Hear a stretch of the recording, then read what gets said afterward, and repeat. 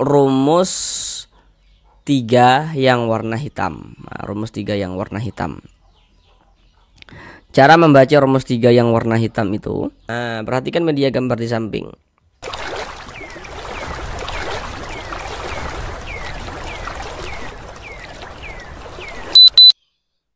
Assalamualaikum warahmatullahi wabarakatuh. Apakah Bapak dan Ibu, saudara semuanya masih belum lancar di dalam membaca Al-Quran, kemudian masih belum memahami ilmu tajwid? Mari belajar mengaji Al-Quran bersama kami. Akan kami jelaskan tajwidnya dengan pelan-pelan, sehingganya dengan penjelasan tajwidnya yang pelan-pelan, semoga Bapak dan Ibu, saudara semuanya dapat langsung dengan mudah dalam memahami ilmu tajwid Al-Quran. Karena dengan kita mempelajari ilmu tajwid, kemudian kita memahaminya, kemudian kita bisa menerapkan dengan sendirinya ketika membaca Al-Quran, maka tentulah akan memperbaiki bacaan Al-Quran kita. Semoga yang belum lancar dalam membaca Al-Qurannya bisa segera lancar. Selanjutnya, kami senantiasa mendoakan semoga Bapak dan Ibu, saudara semuanya, diberikan kemudahan oleh Allah Subhanahu wa Ta'ala dalam berusaha untuk memperbaiki bacaan Al-Quran, dalam berusaha untuk mempelajari ilmu tajwid. Kemudian semoga Allah Subhanahu wa Ta'ala berikan kemudahan dalam berusaha untuk melancarkan bacaan Al-Qurannya. Selanjutnya, kami juga selalu mendoakan semoga Bapak dan Ibu saudara semuanya senantiasa diberikan kesehatan oleh Allah Subhanahu wa Ta'ala. Semoga dipermudah segala urusan-urusannya, semoga dikabulkan segala hajat-hajatnya, dan semoga senantiasa dilancarkan rezekinya oleh Allah Subhanahu wa Ta'ala. Semoga Bapak dan Ibu saudara semuanya senantiasa diberikan rezeki yang berlimpah ruah dan barokah, sehingganya dengan rezeki yang berlimpah ruah dan barokah tersebut, semoga bisa menjadi seorang ahli sedekah dan nantinya bisa beribadah umroh dan haji ke tanah suci Mekah. Amin, amin ya rabbal alamin. Selanjutnya, bagi Bapak dan Ibu saudara semuanya yang masih belum lancar di dalam membaca Al-Quran, di sini kami menyarankan untuk membeli Al-Quran yang kami pegang ini. Ini kami menyarankan sama sekali tidak di-endorse ya, atau disponsori, sama sekali tidak dibayar. Kami menyarankan untuk membeli mushaf Al-Quran yang kami pegang ini, dikarenakan menurut kami Al-Quran yang kami pegang ini sangat bagus sekali untuk dimiliki di rumah, untuk latihan melancarkan bacaan Al-Qurannya. Nah, mengapa begitu? Karena di bawah tulisan Arabnya telah dilengkapi dengan tulisan Latinnya. Jadi nanti ketika kita membaca Al-Quran, kita baca dulu tulisan Arabnya. Kemudian ketika kita menemukan kendala dalam membaca tulisan Arabnya, kita baca tulisan Latinnya. Kita baca lagi tulisan Arabnya. Dengan kita latihan semacam itu, insya Allah akan mempercepat agar kita bisa lancar di dalam membaca Al-Quran. Untuk pembelian Al-Quran yang kami pegang ini ya, bisa melalui video yang kami buat ini. Silakan klik di bagian produk yang telah kami sematkan. Nah, di situ ada Al-Quran yang kami pegang ini ya. Kemudian juga ada Al-Quran yang jumbo, itu yang versi untuk lansia. Kemudian juga ada buku tajwid ya. Silakan kalau mungkin berminat, silakan untuk diklik dan dibeli. Nah, mana tahu kan nanti berminat, kemudian ada rezekinya, kemudian belum memiliki di rumah ya, untuk pegangan, bisa lah untuk membelinya seperti itu. Baik, mari langsung kita mulai belajar mengaji Al-Qurannya. Kita lanjutkan kembali belajar mengaji Al-Quran dengan penjelasan tajwidnya yang pelan-pelan untuk membantu Bapak dan Ibu saudara semuanya dalam berusaha untuk memperbaiki, untuk melancarkan bacaan Al-Qurannya. Sekarang ini kita masih melanjutkan kembali pada surah Ali Imran ayat yang ke-37. Karena pada surah Ali Imran ayat yang ke-37 ini kemarin kita bagi menjadi beberapa bagian supaya durasi videonya tidak terlalu lama. Karena di sini kami berusaha menjelaskan tajwidnya itu dengan pelan-pelan. Harapannya semoga dengan penjelasan tajwidnya yang pelan-pelan, semoga Bapak dan Ibu saudara semuanya dapat bisa langsung dengan mudah dalam memahami ilmu tajwid Al-Quran. Sekarang ini kita masuk pada bagian yang kedua, daripada surah Ali Imran ayat yang ke-37 ini. Pada bagian yang kedua ini kita akan belajar dari sini sampai sini. Sekarang mari kita baca bersama-sama terlebih dahulu dengan pelan-pelan. Namun seperti biasa ya, kami selalu menyarankan kepada saudara semuanya, Bapak dan Ibu, setelah mengikuti video pembelajaran yang kami buat ini, maka bacalah juga secara full surah Ali Imran ayat yang ke-37 tadi itu. Kemudian baca juga terjemahannya di rumah begitu. Jadi kita paham dengan apa yang kita baca seperti itu. Dikarenakan ini yang akan kita pelajari, mari kita baca bersama-sama dengan pelan-pelan. A'udzu billahi minasyaitonir rajim.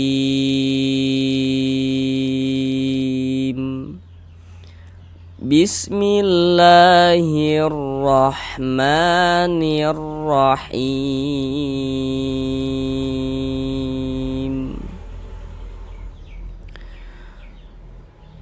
Kullama dakhala 'alaiha Zakariya al-mihraba wajada 'indaha rizqa. Sekarang mari sama-sama kita pelajari tajwidnya dengan pelan-pelan. Yang pertama di sini kullama. Kenapa kok ma dibaca panjang? Bagaimana cara kita mengetahuinya? Apa tanda panjangnya begitu? Perhatikan media gambar di samping. Di situ ada bacaannya rumus mad tabi'i atau rumus mad asli ya. Perhatikan rumus 3 yang warna hitam. Nah, rumus 3 yang warna hitam. Cara membaca rumus 3 yang warna hitam itu, jadi apabila kita membaca Al-Quran, kemudian kita itu bertemu dengan huruf alif. Nah, itu ada huruf alif ya di rumus 3 warna hitam. Perhatikan ada alif. Sebelum alif di situ ada harokat fathah atau tanda baca fathah yang baris satu miring tuh. Nah, itu namanya harokat fathah atau tanda baca fathah atau baris fathah. Kemudian di bawah harokat fathah ada titik-titik kan di situ. Nah, titik-titik di sana tuh letaknya huruf yang dibaca panjang. Nah, jadi cara membacanya, kalau ada alif, sebelum alif ada harokat fathah, maka huruf yang memiliki harokat fathah dibaca panjang. Nah, begitu cara memahami rumus 3 yang warna hitam. Contoh dalam Al-Quran tuh seperti ini. Nah, di sini ada alif nih. Cuman di sini alifnya tuh disambung dengan huruf mim. Namun yang menjadi perhatian kita bukan soal sambung menyambungnya, bukan itu. Yang terpenting itu ada alif. Nah, ini ada alif. Jika sebelum alif ada ini, ada harokat fathah baris satu miring di atas huruf ini, namanya harokat fathah atau tanda baca fathah atau baris fathah, itu sama saja maksudnya. Jadi kalau ada alif, sebelumnya ada harokat fathah, maka huruf yang memiliki harokat fathah dibaca panjang. Supaya untuk lebih mudah diingat dan dipahami, sebelum itu berarti yang berposisi sebelah kanan kita. Nah, jadi ini ada alif. Jika sebelah kanan alif mana? Sebelah kanan kita mana? Ini kan, ini tanda baca fathah ini.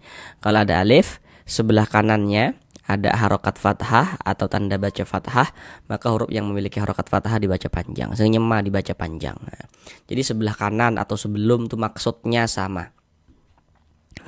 Mad tabi'i panjangnya 2 harokat.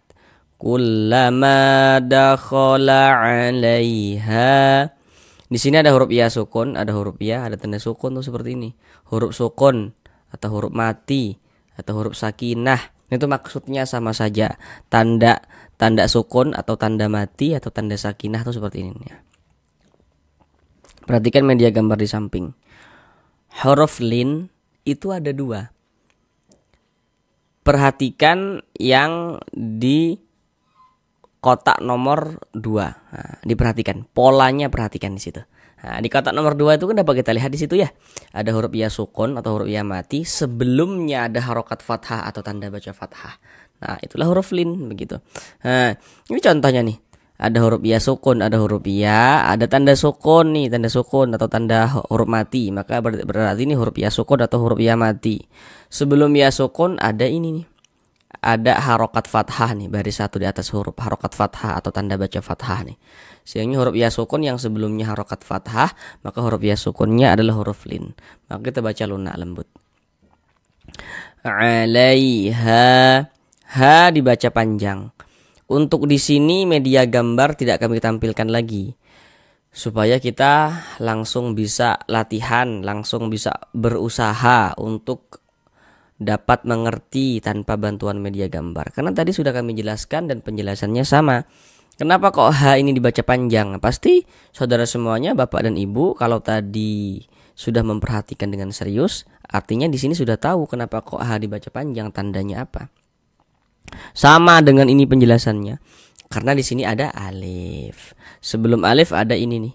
Ada harokat fathah nih ya, tanda baca fathah baris satu di atas huruf. Ada alif, sebelumnya ada harokat fathah atau ada alif, sebelah kanannya ada harokat fathah nih. Sehingganya ha dibaca panjang. Nah, begitu. Mad tabi'i panjangnya 2 harokat. Nah, kalau di media gambar tadi di rumus 3 yang warna hitam penjelasannya. Alaiha zakariyal. Di sini ada huruf ra memiliki harokat kasrah nih ya. Baris satu di bawah huruf namanya harokat kasrah atau tanda baca kasrah. Maka huruf ra yang memiliki baris di bawah huruf ya, yang memiliki tanda baca baris di bawah huruf nih harokat kasrah seperti ini nih ya. Kita baca tipis tapi tarkik. Zakariyal, huruf ya bertasydid yang dia itu bukan idgham bi gunnah. Aduh belum tahu nih idgham bi gunnah yang bagaimana gitu kan. Ya, jadi begini. Ini kan ada huruf ya bertasydid. Sebelum ya bertasydid di sininya nih enggak ada nun sukun, enggak ada juga tanwin. Nah, maka berarti huruf ya bertasydidnya ini bukan idgham bi gunnah. Nah, karena huruf ya yang bertasydidnya ini bukan idgham bi gunnah, maka dia kita naber. Naber itu tekanan pada huruf-huruf tertentu sehingga intonasi suara itu sedikit lebih tinggi daripada huruf-huruf di sampingnya. Jadi kita tekan. Zakariyal seperti itu. Beda ceritanya, misalnya ada huruf ya, ada tanda tasydidnya nih angka 3. Tanda tasydid itu yang seperti angka 3 terbalik ke atasnya atau seperti huruf W, tanda tasydid namanya. Misalnya nih, ada huruf ya bertasydid, tapi di sininya nih ya, sebelum ya bertasydid itu ada huruf nun sukun atau ada tanwin, maka itu dia idgham bi gunnah, tidak perlu untuk dinaber begitu. Karena ini huruf ya bertasydidnya itu bukan idgham bi gunnah, kita naber. Zakariyal mihra, ada alif lam setelahnya huruf mim. Perhatikan media gambar di samping. Kalau ada huruf alif lam bertemu dengan salah satu daripada 14 huruf yang di samping itu, maka hukumnya adalah alif lam qamariyah. Coba perhatikan huruf mim. Huruf mim itu termasuk salah satu huruf qamariyah ada. Huruf mim. Nah, maka alif lam bertemu dengan huruf mim, dikarenakan huruf mim ini huruf qamariyah, maka ini hukumnya adalah alif lam qamariyah. Ini alif lam nih, ini huruf alif, ini huruf lam, alif lam bertemu dengan huruf mim nih, dikarenakan huruf mim ini huruf qamariyah, maka ini hukumnya alif lam qamariyah. Alif lam qamariyah itu disebut juga dengan izhar qamariyah atau izhar qamari, karena cara membaca huruf lamnya dibaca izhar. Zakariyal, terbaca huruf lamnya. Jadi kalau ada huruf alif letaknya jejer gini, huruf lamnya ada tanda sukunnya nih ya, nih. Itu alif lam qamariyah tuh. Zakariyal seperti itu. Cuman kalau di Indonesia itu biasanya lebih populer disebut dengan alif lam qamariyah. Jadi kalau misalnya mau disebut dengan izhar qamariyah juga sama saja maksudnya begitu. Zakariyal mihra, huruf ra memiliki ini tanda baca fathah ya. Huruf ra itu kalau dia memiliki harokat fathah nih, baris satu di atas huruf ra memiliki harokat fathah, maka ini huruf ra yang memiliki harokat fathah kita baca tebal, kita baca tafkhim. Nah, kita tebalkan huruf ra-nya. Mihra, ra dibaca panjang. Kenapa kok ra dibaca panjang? Pasti di sini Bapak dan Ibu, saudara semuanya juga sudah tahu kenapa kok ra dibaca panjang. Jadi untuk media gambarnya tidak kami tampilkan lagi di sini. Ini penjelasannya sama dengan ini ya, dengan ini sama penjelasannya. Bedanya kalau ini huruf alifnya itu dia tidak disambung karena di sininya ini huruf ro. Huruf ro kan nggak bisa disambung. Nah, kenapa kok ro dibaca panjang? Kalau di media gambar tadi itu masih di rumus 3 yang warna hitam itu. Kalau di media gambar yang telah kami tampilkan tadi itu. Karena di sini ada alif. Sebelum alif ada ini nih, ada harokat fathah. Maka huruf yang memiliki harokat fathah dibaca panjang. Sehingga ro dibaca panjang. Mad tabi'i panjang 2 harokat. Zakariyal mihraba wajada indaha. Di sini ada tanda waqaf. Bentuknya itu dia lam alif seperti ini. Ini namanya waqaf mamnu. Jadi maksudnya itu dilarang untuk berwakaf. Jadi kalau menemukan tanda wakaf mamnu seperti ini, jangan kita berwakaf, jangan kita berhenti. Nah, kita wasolkan, dilarang dia berhenti, dilarang dia berwakaf. Kecuali kalau wakaf mamnu ini misalnya di akhir ayat, Nah, tapi kalau misalkan di tengah-tengah ayat seperti ini, jangan berhenti. Nah, kita wasolkan saja. Mihra bahwa jada indaha. Di sini ada nun sukun, ada huruf nun tanda sukun tuh seperti ini, setelahnya huruf dal. Perhatikan media gambar di samping. Kalau ada huruf nun sukun atau tanwin, jadi begini, kalau kita membaca Al-Qur'an itu yang paling dasar itu yang perlu untuk kita ingat ya, supaya cepat nyambung begitu. Kalau kita membaca Al-Quran, setiap kita bertemu dengan huruf nun sukun atau setiap kita bertemu dengan salah satu harokat tanwin atau tanda baca tanwin, maka di situ terjadi hukum tajwid. Jadi kita membaca Al-Quran nih, di mana ada nun sukun atau di mana ada tanwin, maka di situ terjadi hukum tajwid. Tanda baca tanwin itu pasti Bapak dan Ibu saudara semuanya sudah tahu nih begitu. Kayak kalau yang sudah Al-Quran pasti sudah tahu. Yang Iqra pun kalau misalkan Iqra-nya itu sudah Iqra yang sudah mau selesai itu udah pasti sudah tahu tanda baca tanwin itu bentuknya ada 3. Ada nanti baris 2 di atas huruf, itu namanya adalah harokat fathatain atau tanwin fathah. Kalau nanti ada baris 2 tapi letaknya di bawah huruf, namanya adalah harokat kasrotain atau tanwin kasroh. Kemudian yang satu lagi itu namanya adalah dhammatain atau tanwin dhammah. Jadi di mana ada nun sukun atau di mana ada tanwin, maka di situ terjadi hukum tajwid begitu. Untuk menentukan hukum tajwid itu dengan memperhatikan huruf setelahnya begitu. Contohnya kayak gini nih. Di sini kan ada nun sukun nih, ada huruf nun tanda sukun tuh seperti ini. Jadi di mana ada nun sukun di situ terjadi hukum tajwid.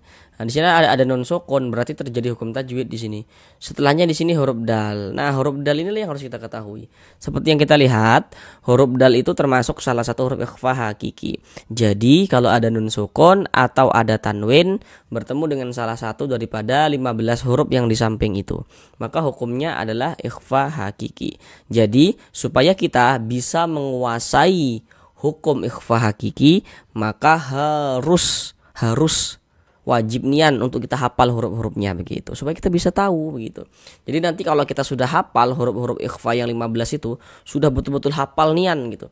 Jadi nanti setiap kita membaca Al-Qur'an kita bisa tahu kalau ada nun sukun atau misalnya ada tanwin bertemu dengan salah satu daripada 15 huruf yang di samping itu, kita langsung tahu, oh ini hukumnya ikhfa hakiki seperti itu.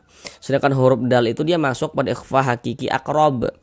Kenapa kok dikatakan aqrab? Karena dia dekat. Yang dekat itu apanya? Makharijul hurufnya. Jadi ini makharijul huruf nun dengan huruf dal itu dia dekat, maka dikatakan aqrab. Maka cara membaca ikhfa itu seperti apa? Begitu cara membacanya, dibaca samar dan juga didengungkan, digunahkan. Yang dibaca samar itu apanya? Begitu bunyi nun sukun atau bunyi tanwinnya kita samarkan. Di sininya kita temui nun sukunnya, kita samarkan. Jangan kita baca ain jelas begitu, jangan, tapi kita samarkan.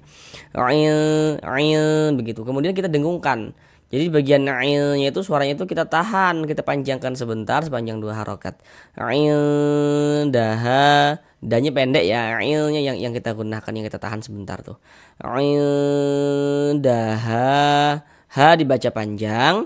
Kenapa kok ha dibaca panjang? Karena di sini ada alif. Nah, ini ada alif nih. Nah, sebelum alif ada ini, ada harokat fathah, ada tanda baca fathah. Maka huruf yang memiliki harokat fathah dibaca panjang. Sehingga ha dibaca panjang, mad tabi'i panjang 2 harokat. Sama dengan ini ya, dengan ini tadi, dengan ha ini, dengan ro ini tadi sama penjelasannya. Kan di sini ada alif, sebelum alif ada ini harokat fathah.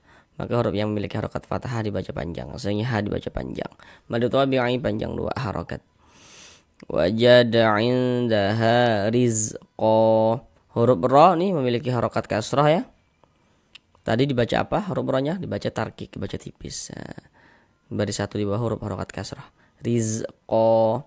Ini kalau kita berwakaf berhenti di huruf qaf, kita baca rizqa. Jangan dibaca rizqon. Jangan, tapi kita baca rizqa. Kenapa kok enggak dibaca rizqon atau kok tidak dibaca rizqa? Kenapa kok dibaca rizqa? Kenapa kok dipanjangkan begitu? Nah. Jadi ini namanya mad iwad. Jadi kalau kita membaca Al-Qur'an kemudian kita itu berwakaf, berhenti di huruf yang memiliki tanda baca fathatain. Ini baris 2 di atas huruf ini namanya fathatain atau tanwin fathah atau fathah tanwin, itu maksudnya sama saja. Tergantung penyebutannya apa dulu ketika Bapak dan Ibu pernah belajar mengaji dengan guru ngajinya gitu. Nah, jadi kalau misalkan kita membaca Al-Qur'an kita berhenti di huruf yang memiliki tanda baca fathatain. Nah, ini kan nih baris 2 di atas huruf ini fathatain, kita berhenti di huruf yang memiliki tanda baca fathatain. Nah, maka di situ akan terjadi mad iwad. Dikecualikan pada huruf tamarbuthoh ya. Kalau misalnya kita berhenti di huruf tamarbuthoh, meskipun huruf tamarbuthohnya itu memiliki tanda baca fathatain, maka di situ tidak terjadi mad iwad, maka dikecualikan pada huruf tamarbuthoh. Nah, maka karena kita berhenti di sini ya, maka ini yang seharusnya kita baca rizqon karena dia tanwin, maka karena kita berwakaf berhenti di huruf qaf ini, maka kita tukar menjadi fathah. Maka kita baca rizqo. Jadi tanda baca fathatainnya diganti menjadi fathah. Kita baca rizqo. Terjadi mad iwad panjangnya 2 harokat. Kemudian di sini ada tanda wakaf, bentuknya tuh huruf jim. Ini namanya wakaf jaiz. Jadi maknanya itu boleh. Boleh apa begitu? Boleh berwakaf, boleh juga diwasolkan. Jadi kalau menemukan tanda wakaf jaiz seperti ini terserah kita sebagai pembaca. Mau berhenti di sini untuk mengambil napas silahkan. Tidak berhenti di tanda wakaf jaiz ini juga silahkan. Karena maknanya itu boleh berwakaf, boleh juga diwasolkan. Boleh diwakafkan, boleh diwasolkan, terserah kita sebagai pembaca. Sekarang mari kita ulang bersama-sama sekali lagi dari awal. Kullama dakhala 'alaiha Zakariyal mihraba wajada 'indaha rizqa. Sampai di sini belajar mengaji Al-Qur'annya. Sampai bertemu di pembelajaran yang berikutnya. Assalamualaikum warahmatullahi wabarakatuh.